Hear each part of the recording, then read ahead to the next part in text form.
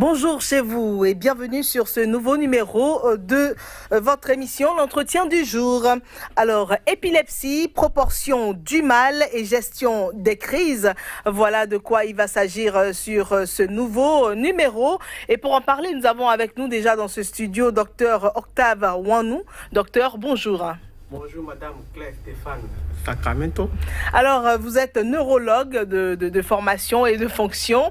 Avec vous, nous allons parler de cette maladie-là, l'épilepsie, une maladie neurologique chronique. Et qui dit épilepsie, dit activité électrique anormale du cerveau. Voilà, vous allez bien vouloir nous en dire plus. Merci Madame la journaliste. L'épilepsie, c'est une maladie neurologique chronique qui est caractérisée par la répétition des crises d'épilepsie. Donc l'épilepsie, c'est une maladie neurologique, tandis que les crises épileptiques sont des signes, des symptômes. Donc l'épilepsie ne veut pas forcément dire crise épileptique. Alors justement, l'épilepsie, comment est-ce que cela survient chez un individu?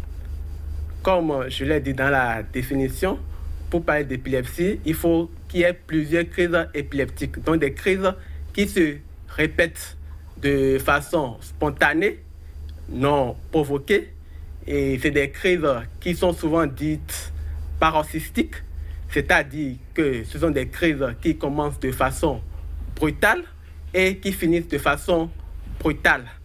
Et comme vous l'avez dit dans votre introduction, et ces crises traduisent une hyperactivité, donc une intensité élevée de l'activité électrique au niveau du cerveau. Et ces crises peuvent se manifester de plusieurs façons. Ça peut être des pertes de connaissance de façon brutale. Ça peut être des convulsions. On voit quelqu'un qui secoue les membres. Ça peut être des troubles au niveau de l'audition, donc des gens qui entendent des voix. Il peut y avoir des crises d'épilepsie qui se manifestent de cette façon.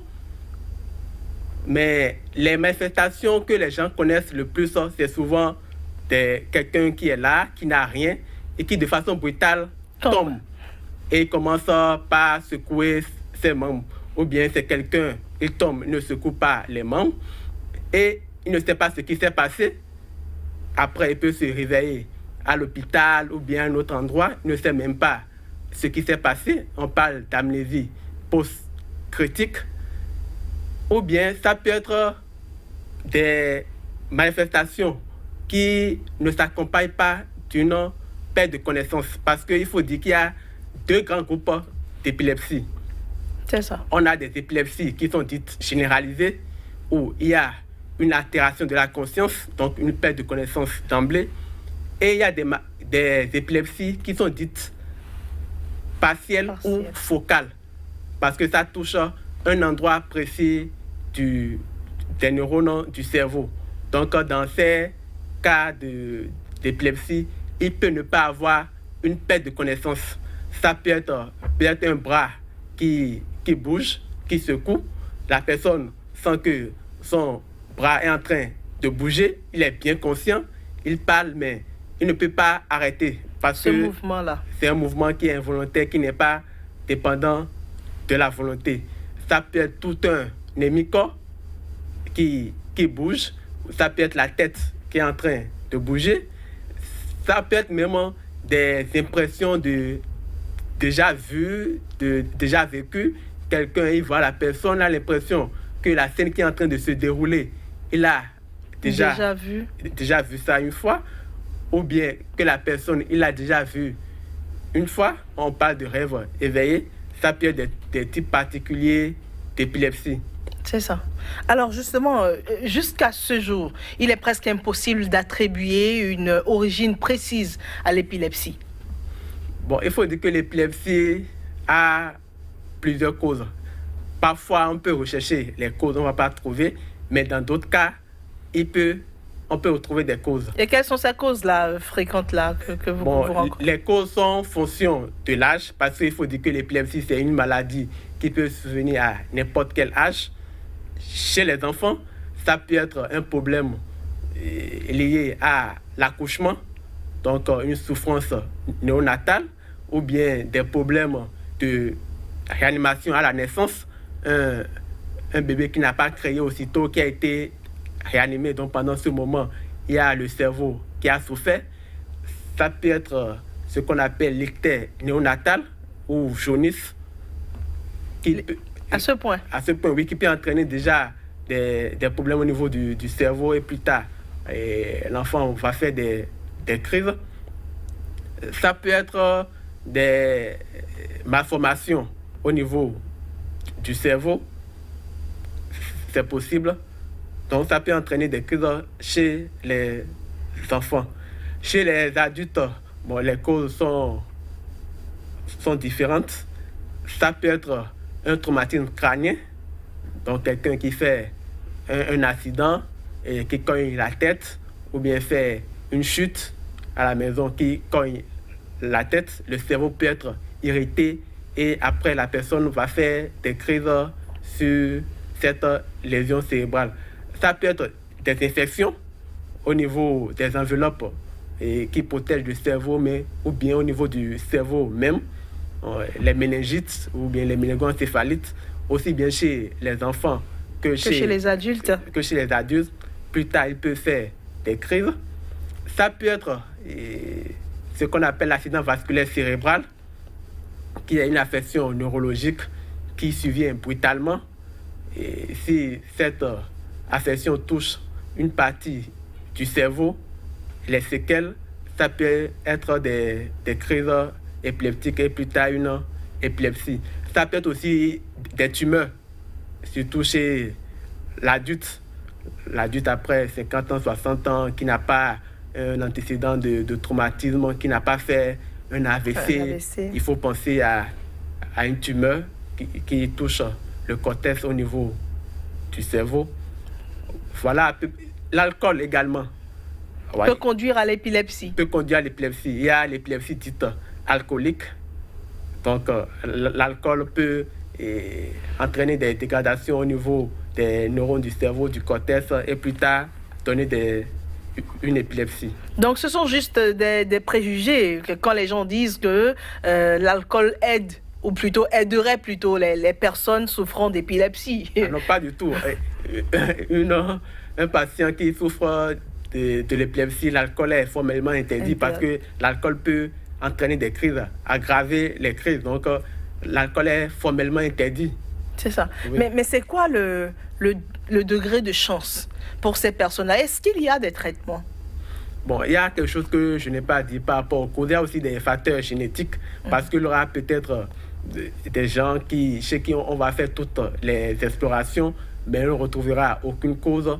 Donc, on soupçonne des facteurs génétiques. Par exemple, donc, ça pourrait être héréditaire, c'est ce que vous voulez dire? Ça peut être héréditaire. Une famille où il y a des parents qui sont épileptiques, les enfants peuvent souffrir de l'épilepsie également. C'est ça. Alors, justement, je parlais de traitement. Est-ce qu'il y a des traitements pour les épileptiques? Oui, il existe des traitements pour les épileptiques. Et il y a un traitement qui existe, qui est efficace, qui permet dans un premier temps d'espacer la fréquence des crises, même d'arrêter les crises totalement. Donc il y a un traitement efficace qui existe et il faut que les gens qui souffrent d'épilepsie puissent consulter un médecin généraliste ou un neurologue de préférence pour pouvoir être bien suivis. Parce qu'il y a beaucoup de gens, vous voyez, les manifestations de l'épilepsie sont tellement diverses, variées, et ça peut faire que le diagnostic n'est pas vite posé. Il y a des préjugés. Et certaines personnes... On en reviendra. Donc il y a le traitement qui existe, il y a un traitement efficace. Mais c'est un traitement à prendre à vie. Il faut que le patient apprenne à vivre avec l'épilepsie. Bon, ce n'est pas toujours un traitement à apprendre à vie. Est-ce que ça guérit? Ça peut guérir comme malheureusement ça peut ne pas guérir. Là, ça va devenir un traitement à prendre toute la vie. Mais c'est un traitement au long cours. Le traitement de l'épilepsie, c'est un traitement qui dure plusieurs années. D'abord, il y a certaines règles avant d'arrêter le traitement. il aura chez certaines personnes, après un traitement, et au long cours, on va décider d'arrêter le traitement et puis il ne sera plus jamais de crise comme chez d'autres personnes, malheureusement. Il va refaire des crises et on sera obligé de garder le traitement pour toute la vie. Mais ce n'est pas un traitement à vie d'emblée. Mais c'est quoi le pourcentage, vous qui voyez les personnes vivant avec l'épilepsie, c'est quoi le pourcentage de guérison ou quand même vous en recevez des cas? Oui, tout dépend d'abord du type de crise que la personne fait, de l'étiologie, donc la cause. Est-ce qu'il y a une cause en dessous? J'ai cité quelques causes tout à l'heure. Oui. Si c'est une tumeur au niveau du cerveau, donc si c'est une tumeur qui est opérable, si le neurochirurgien arrive à opérer, la personne peut être guérie totalement de son épilepsie. Vous en avez déjà guéri? Oui. Bon, c'est heureux. Il y a également qu'il faut clarifier certains points d'ombre parce que de nombreuses personnes pensent que c'est une maladie contagieuse alors que cela ne l'est pas. L'épilepsie n'est pas contagieuse, n'est-ce pas? Non, l'épilepsie n'est pas du tout contagieuse. Il faut que cette information, tout le monde puisse l'avoir parce que c'est dommage. Il y a même dans certaines localités, les gens pensent encore que l'épilepsie est une maladie contagieuse. Donc, ça porte à confusion et ça porte préjudice à celui qui fait des crises. Son insertion professionnelle, aller à l'école, parfois même ça pose problème parce que il y a une stigmatisation. Voilà, il y a une stigmatisation. Les enseignants qui ne savent pas que ce n'est pas une maladie non contagieuse peuvent dire il faut que l'enfant reste à la maison parce qu'il risque de contaminer tout le reste des élèves. Donc, il faut que la population sache que l'épilepsie n'est pas une maladie contagieuse. Et que ça peut arriver à tout le monde. Et également, quand nous avons quelqu'un qui entre en crise d'épilepsie devant nous, il ne faudrait surtout pas essayer de retenir cette personne ou essayer d'arrêter cette crise-là. Oui, tout à fait. Parce que je vous ai dit que l'épilepsie, c'est dû à une décharge au niveau du cerveau. Donc, ce n'est pas que la personne peut contrôler. Les crises commencent de façon brutale et s'arrêtent de façon brutale. Donc, il y a certains gestes qu'il ne faut pas du tout faire parce qu'on reçoit certains patients qui, pendant la crise, il y a les parents ou bien les accompagnants qui sont avec eux, mettent des cuillères dans la bouche, des spatules, ou bien on met des piments dans l'œil.